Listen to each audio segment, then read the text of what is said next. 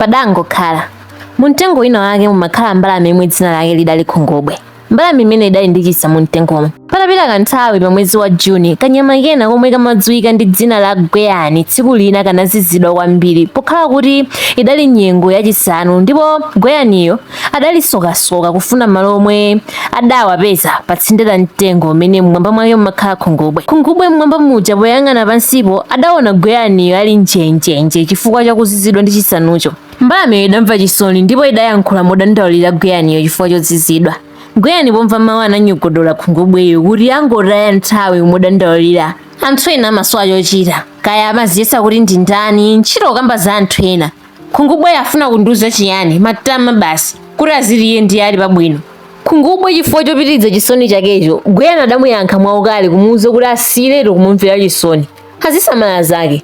Koma khungubwe sadasamale, adapitirizabe kumumvera chisoni, kumufotokozera Gweyaniyo bwino kuti adzimangire pokhala. Chifukwa choti khungubwe amapitirizabe kumulangiza Gweyaniyo osafuna kusiya, Gweyani adangokwera mu mtengomo ndi kukasulakasula chisa cha khungubwecho.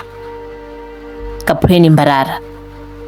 Mafunso: kodi Gweyani anali ndi khalidwe lotani? Chifukwa chani khungubwe amamumvera chisoni nzakeyo?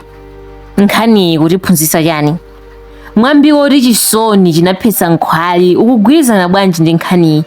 Kodi munthu yemwe akukana kumvera malangizo angakumane ndi mavuto otani? Chifukwa chani nkhaniyi yapatsidwa moti woti malodza a khungubwe? Khungubwe ngakhale amayankhidwa chipongwe komabe amapitiriza kumumvera chisoni nzakeyo. Kodi izi zikutiphunzitsa zotani pa khalidwe la munthu?